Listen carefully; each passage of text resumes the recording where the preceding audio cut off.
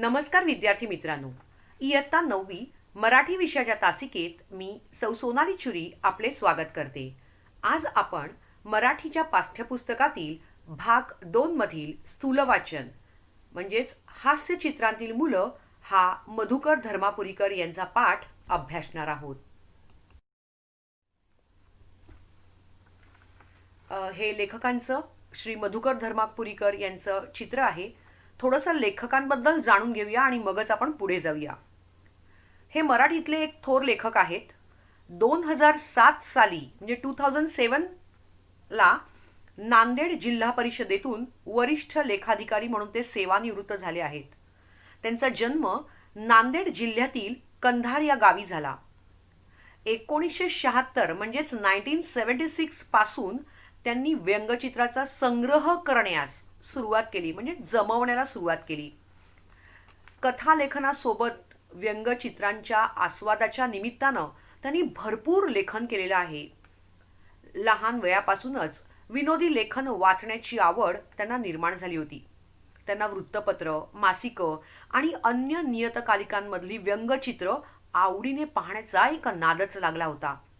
एखाद्या रद्दीच्या दुकानात जाऊन व्यंगचित्रांचा खास अंक काढून घ्यावा, त्यातनं चित्र जमवावी, हा त्यांचा छंद होता. एकदा रद्दीच्या दुकानात त्यांना व्यंगचित्राचा खास अंक मिळाला. त्यातून ती सर्व व्यंगचित्रे तेथेच काढून घेतली त्यांनी आणि इथूनच त्यांच्या व्यंगचित्र जमवण्याला प्रारंभ झाला. 1982 म्हणजेच 1982 पासून स्वतःच व्यंगचित्र काढण्यास त्यांनी सुरुवात केली. दिवाळी अंकासाठी पाठवलेल्या त्यांच्या एका व्यंगचित्राला त्या वर्षी 3ऱ्या क्रमांकाचा पुरस्कार मिळाला. मात्र चित्रकलेचे प्रशिक्षण व अभ्यास झालेला नाही म्हणून व्यंगचित्र काढणं त्यांच्या मनाला प्रशस्त न वाटल्यामुळे त्यांनी व्यंगचित्र काढणं बंद केलं. आणि मग काय तर व्यंगचित्र गोळा करून त्यांचा अभ्यास करणं याला त्यांनी प्राधान्य दिलं. अनेक आंतरराष्ट्रीय व्यंगचित्रकारांची व्यंगचित्र कात्रणं स्वरूपात आणि 150 ते 200 पुस्तकं त्यांच्या संग्रहामध्ये आहेत. त्यांनी सुमारे 1 लाख व्यंगचित्रे वर्गवारी करून फाईल्समध्ये लावलेली आहेत आणि आजही ती संग्रहित आहेत. केवळ व्यंगचित्राचा संग्रह करून ते थांबले नाहीत, तर नामवंत व्यंगचित्रकारांच्या निवडक व्यंगचित्रांच्या स्लाइड्स त्यांनी तयार करून घेतल्या. त्यांनी त्या स्लाइड्सच्या आधाराने व्यंगचित्राचे महत्त्व पटवून देणारा अर्ध्या तासाचा व्यंगचित्राची दुनिया हा कार्यक्रम त्यांनी सादर करायला सुरुवात केली. व्यंगचित्र पाहताना त्यातील विरोधाभास व उपहास एवढंच न पाहता विनोदी वैशिष्ट्ये, ती कशी पाहावीत, ती कशी वाचावीत, त्याचा आस्वाद देणारा हा कार्यक्रम आहे. हा कार्यक्रम त्यांनी सुरू केला. 2006 म्हणजे 2006 ला जानेवारी महिन्यामध्ये झालेलं नाट्य संमेलन होतं.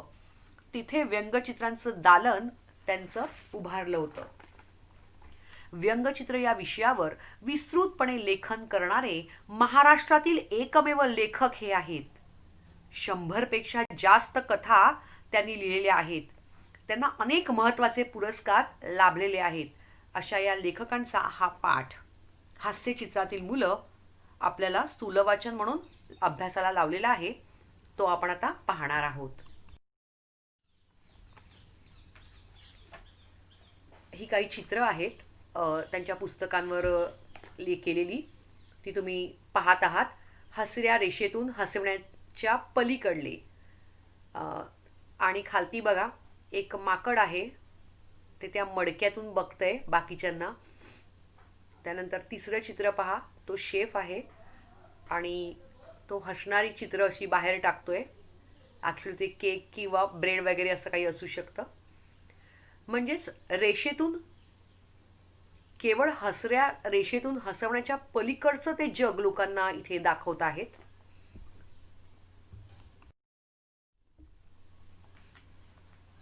आता आपण पाठातल्या परिचयाकडे जाऊया. पान नंबर 31. हास्यचित्रातील मुलं स्थूल वाचन. लेखक आहेत मधुकर धर्मापुरीकर, जन्म आहे 1954. कथालेखक, ललित लेखक आणि व्यंगचित्रांचे संग्राहक, अभ्यासक. 1976 पासून त्यांनी व्यंगचित्रांचा संग्रह करण्यास सुरुवात केली. संग्रह करण्यास म्हणजे जमवण्यास सुरुवात केली. कथालेखनासोबतच व्यंगचित्रांच्या आस्वादाच्या निमित्तानं त्यांनी भरपूर लेखन केलं. किशोरवयीन मुलांसाठी लिहिलेल्या अनकॉमन मॅन R.K. लक्ष्मण या पुस्तकाला महाराष्ट्र शासनाचा पुरस्कार मिळाला आहे. त्यांनी R.K. नारायण यांच्या मालगुडी डेज आणि स्वामी अँड फ्रेंड्स या पुस्तकांचे मराठी अनुवाद केलेले आहेत. अनुवाद म्हणजे ट्रान्सलेशन. अप्रपू, रूप, विश्वनाथ हे कथासंग्रह त्यांचे प्रसिद्ध आहेत. रेषालेखक वसंत सरवटे हसऱ्या रेषेतून हसवण्याच्या पलीकडे ही पुस्तके त्यांची प्रसिद्ध आहेत. हास्यचित्र, व्यंगचित्र म्हणजे काय, ती कशी वाचायला पाहिजेत हे प्रस्तुत पाठातून सांगितले आहे. हास्यचित्रे, व्यंगचित्रे आपल्याला हसवतात, विचार करायला भाग पाडतात. हास्यचित्रे व व्यंगचित्रे यामधील भेदाभेद दर्शवत लेखकांनी या चित्रदुनियेची सफर प्रस्तुत पाठातून घडवून आणली आहे. प्रस्तुत लेख वयम 2016च्या दिवाळी अंकातून घेतलेला आहे. मुलांनो, सफाईदार रेषांनी काढलेले गमतीदार चित्र म्हणजे हास्यचित्र होय. व्यंगचित्र हा हास्यचित्रामधील पुढचा टप्पा आहे. व्यंगचित्र आणि हास्यचित्र यामध्ये फरक आहे. व्यंगचित्रात केवळ हसवणं हा हेतू नसतो, तर व्यंगचित्रातून काही गमतीदार विचार मांडलेला असतो. हेच आपण या पाठातून पाहणार आहोत. चला तर मग.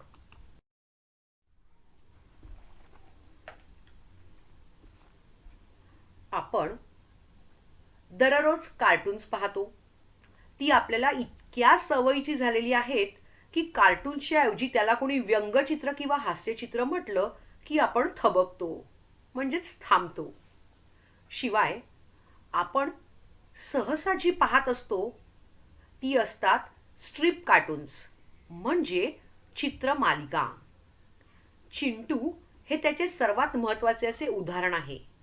अशा चित्राच्या पहिल्या भागात कुणीतरी कुणाला तरी सांगत असतं, बोलत असतं. मग त्याच्या दुसऱ्या तिसऱ्या भागात त्या सांगण्या बोलण्यातून उलगडणारी गंमत असते. कधी आपल्याला एकाच भागाचं कार्टून पाहायला मिळतं. ते पाहून खुदकन हसू येतं आपल्याला. असं चित्र हे हास्यचित्र असतं.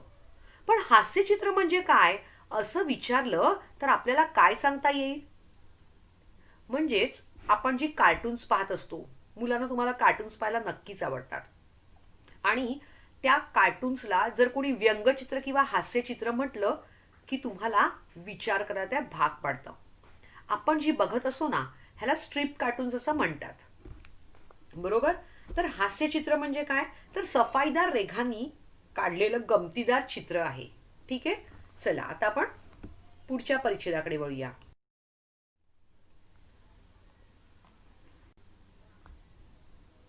कुणी सांगेल वेडवाकडं चित्र काढलं की ते झालं कार्टून. कुणी म्हणेल त्यात एक जोक असतो, आणि कुणी सांगेल त्यात एक माणूस असतो. तो दुसऱ्याला बोलतो, ते वाचलं की आपल्याला हसू येतं वगैरे. हे सगळं सांगणं बोलणं बाजूला ठेवून आपल्याला हास्यचित्राची व्याख्या करायची झाल्यास अशी करता येईल. म्हणजे डेफिनेशन काय आहे हास्यचित्राचं तर बघूया. सफाईदार रेषांनी काढलेलं गमतीदार चित्र म्हणजे हास्यचित्र. हास्यचित्र म्हणजे काय, जे चित्र बघून आपल्याला हसायला येतं ते हास्यचित्र. हास्यचित्राचे वैशिष्ट्य काय तर ते पाहिलं की आपल्याला हसायला येतं, हसू येतं. व्यंगचित्र म्हणजे हास्यचित्राच्या पुढला टप्पा. व्यंगचित्र सुद्धा आपल्याला हसवतं, पण केवळ हसवणं एवढाच त्याचा हेतू नसतो. व्यंगचित्र पाहिल्यावर आपल्याला हसू येतं आणि ते आपल्याला त्याशिवाय काहीतरी सांगू पाहत असतं, काहीतरी मेसेज देत असतं आपल्याला. आपण जर त्या चित्रापाशी थोडं थांबून राहिलो, आपण त्या चित्रापाशी जर थांबलो तर त्यात काही गमतीदार विचार मांडलेला असतो हे आपल्या लक्षात येतं. म्हणजे बघा, व्यंगचित्र आणि हास्यचित्र या दोघांमध्ये फरक आहे. हास्यचित्र हे आपल्याला केवळ हसायला देतं, तर हास्यचित्राचा पुढचा टप्पा म्हणजे काय आहे, तर व्यंगचित्र.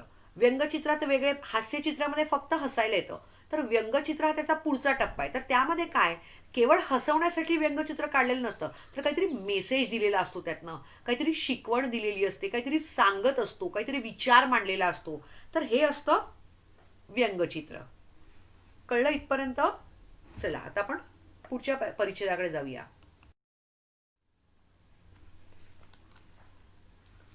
मुलांची हास्यचित्र काढणं ही सर्वात अवघड गोष्ट आहे. मुलांची म्हणजे केवळ मुलांसाठीच नाही, तर हास्यचित्रात जी मुलं असतात ती मुलं काढणं फार अवघड असतं. का? तुम्ही काढून पहा, तेव्हा लक्षात येईल. कारण लहान मुलांचं चित्र आकाराने लहान काढलं तर ते थोडंच लहान मुलाचं वाटणार. म्हणजे आपण जेव्हा एखादं चित्र काढतो ना, तेव्हा आपल्याला छोटा मुलगा दाखवायचा असेल तर आपण काय करतो, छोटा मुलगा दाखवतो. मग मोठा माणूस आणि छोटा मुलगा ह्यातला फरक कसा दाखवणार? तर लेखक इथं काय सांगतायत की लहान मुलाचं चित्र हे लहान आकारानं लहान काढलं तर ते लहान वाटणार आहे का? तर नाही. मग लेखक काय म्हणतायत, तर एखादा उंच माणूस काढला तर तो त्याच्या उंच माणसाचा मुलगा वाटणार का? छे. मग दाढी मिशा नसल्या की होईल का चित्रातलं पोरग? नाही बुवा, तसंही नाही होणार. त्याला शर्ट चड्डी घातली की होईल का ते पोरग? चित्र काढायचा प्रयत्न केला की आपल्याला या अडचणी लक्षात येतात. मोठ्या माणसाकडे आणि मुलाकडे आपण बारकाईनं पाहिलेलंच नाही, हेही आपल्या स्पष्टपणे लक्षात येईल. आणि इथेच व्यंगचित्रकाराचं कौशल्य लक्षात येतं. मुलांसाठी विनोद करणं एक वेळ सोपं, पण व्यंगचित्रातलं मूल हे एखाद्या मुलासारखं दिसणं म्हणजे सर्वात कठीण. म्हणजे लेखक काय म्हणतायत इथे, की मोठा माणूस आणि छोटा मुलगा दाखवायचा तर कसं करणार? तर मोठ्या कपड्यांवरून. त्याला अर्धी चड्डी घातली तर ते मुलगा होईल का? किंवा एखाद्या मोठ्या माणसाची उंची छोटी का असू नाही शकत? बरोबर ना? मग अनेक प्रॉब्लेम्स असतात. आपल्याला जर एखादं चित्र काढायला सांगितलं तर आपण आपल्या चित्रकाराचं कौशल्य त्याच्यामध्ये वापरतो आणि जसा आपल्याला आकार येईल, सुचेल त्यानुसार आपण चित्र काढत असतो. बरोबर? पण हे चित्र काढणं सोपं आहे, पण व्यंगचित्रातलं एखादं छोटं मूल काढणं म्हणजेच कठीण काम आहे, असं लेखक इथे म्हणतायत. आता आपण पुढे जाऊया. हा, त्या अगोदर मी कारण सांगते. मुलांची हास्यचित्र काढणं ही सर्वात कठीण गोष्ट आहे आणि यामध्ये व्यंगचित्रकाराचं कौशल्य पणाला लागतं असं लेखक म्हणतायत. म्हणजेच काय, तर मुलांसाठी विनोद करणं सोपं असतं, पण व्यंगचित्रातलं मूल हे मुलासारखं दिसणं ही कठीण गोष्ट आहे, इथे लेखक असं म्हणताना आपल्याला दिसत आहेत.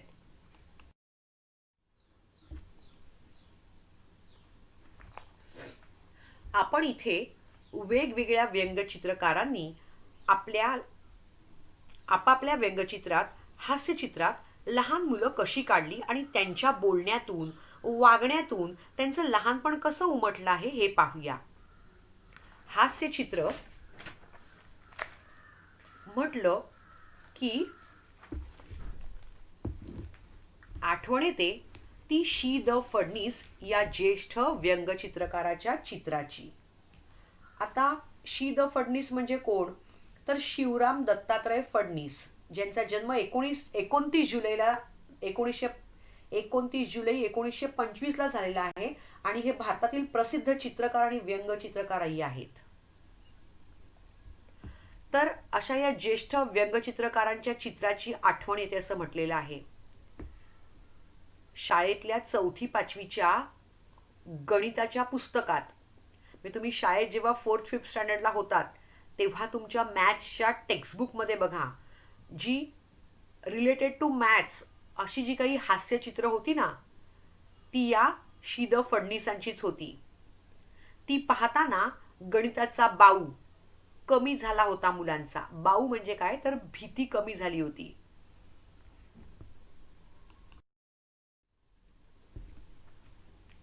बघा, समोर एक चित्र केलेलं आहे आणि त्या चित्रामध्ये एक मुलगी दाखवलेली आहे. त्याचं एक्सप्लेनेशन मी नंतर करते, आता आपण वाचून घेऊया. त्यांचं हे हास्यचित्र पहा. जाड रेषांनी, बघा त्यातल्या रेषा ज्या ते जाड रेषा आहेत. जाड रेषांनी खरं म्हणजे मोठी माणसं काढता येतात असा आपला समज. मात्र या चित्रात फ्रॉक घातलेली ही मुलगी लहान बाळाला दूध पाजावं तशी या लहानग्या रोपट्याला पाणी घालते आहे, तेही किती काळजीनं, दुधाच्या बाटलीनं. म्हणजे बघा, हे जे पहिलं व्यंगचित्र लेफ्ट हँड साईडला तुम्हाला जे चित्र दिसते त्या चित्राला हास्यचित्र असंही म्हटलेलं आहे. हे हास्यचित्र आहे. हे हास्यचित्र द फडणीस या व्यंगचित्रकाराने काढलेलं आहे. आता यामध्ये काय आहे तर एक फ्रॉक घातलेली मुलगी आहे. तिच्या हातातली जी बाटली आहे पाण्याची, ही बाटली कोणाची आहे तर लहान बाळाला दूध पाजवण्यासाठी जी बाटली असते ती बाटली त्या मुलीने हातात घेतलेली आहे आणि त्या दुधाच्या बाटलीने ती पाणी झाडाला घालते आहे. झाडाला म्हणजे छोटंसं रोपटं आहे, त्या छोट्याशा रोपटाला ती दुधाच्या बाटलीतून पाणी घालते. यातून काय दिसतं तर त्या मुलीचा निरागसपणा दिसतोय. आता झाडाला कोणी अशा बाटलीने पाणी घालतं का तर हे आपल्याला हसायला येतं, कारण हे हास्यचित्र आहे, यातनं हसायला येतं.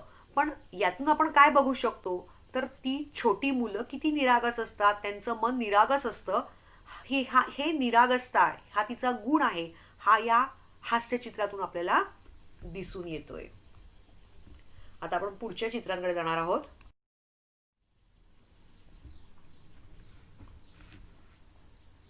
श्याम जोशी हे मराठीतले मागच्या पिढीचे महत्वाचे हास्यचित्रकार. त्यांची रेषा ही फडणीसांच्या रेषेपेक्षा अगदी उलट, नाजूक आणि लवचिक अशी त्यांच्या या हास्यचित्रात पहा. आता ती दोन चित्र दिले, त्यातलं पहिलं चित्र पहा. त्या पहिल्या चित्रामध्ये काय बघा, छोटा मुलगा रांगतोय, त्याच्या अंगात कुठलाही कपडा नाहीये आणि वरती बघा काय लिहिलेलं आहे, अख्खा भारत बंद असला तरी आम्ही बुवा उघडेच असतो. म्हणजे काय, भारत जरी बंद असला तरी आम्ही नेहमी उघडेच असतो. आता पुढचं चित्र पहा. एक मुलगा आहे, तो गणपती बाप्पाला फूल वाहतोय, बरोबर. त्याच्या हातामध्ये फूल कुठलं आहे, बॅडमिंटन खेळायला जे शटलकॉक लागतं ते शटलकॉक आहे, त्याला मराठीमध्ये फूल असं म्हणतात, बरोबर. तर लेफ्ट हँड साईडला एक सूचना दिली आहे डाव्या कोपऱ्यात, बागेत एकही फूल मिळालं नाही रे बाप्पा, म्हणजे तुला वाहण्यासाठी मला फूल मिळालं नाही बागेमध्ये आणि म्हणून हे फूल मी तुला अर्पण करतोय, बरोबर. बघूया आता खाली काय लिहिले ते. हा मुलगा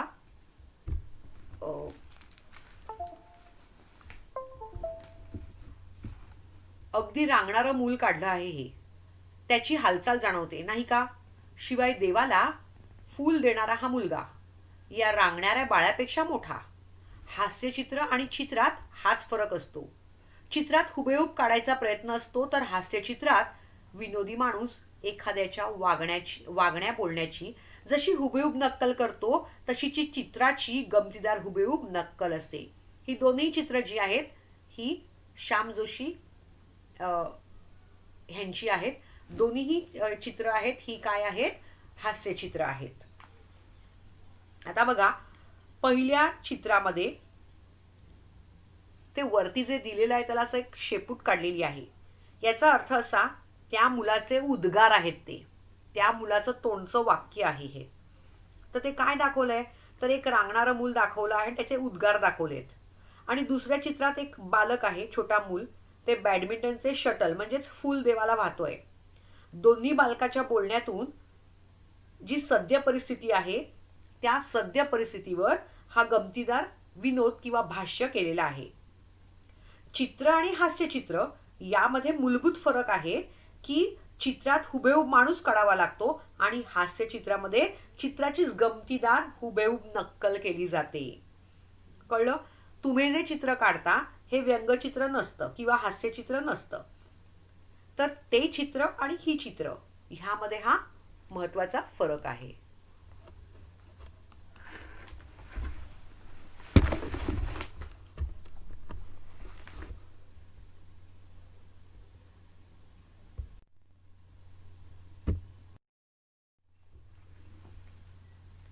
आता पुढचं चित्र आपण बघूया. डेव्हिड लँगटन या अमेरिकन व्यंगचित्रकाराची ही चित्र आहे. हे चित्र आहे. पहिल्या चित्रात चतुर मुलगा पैशाचा गल्ला फोडतो आहे. बघा डाव्या साईडला एक चित्र आहे. एक मुलगा आहे तर टेबलवर त्याचं पीक घेतलेलं आहे आणि त्याच्यामध्ये तो कापतोय. काय आहे ती वस्तू माहितीये तुम्हाला? ज्याच्यामध्ये पैसे आपण जमवतो तो डबा आहे. तो कापतोय आणि त्यातनं पैसे काढणार आहे तो मुलगा. तर म्हणजेच काय, तर पहिल्या चित्रात चतुर मुलगा पैशाचा गल्ला फोडतो आहे. हा त्याचा पराक्रम आपल्याला दिसतो आणि मग त्याच्या चेहऱ्यावरचे ते भाव आपल्याला जाणवतात आणि खरे वाटतात.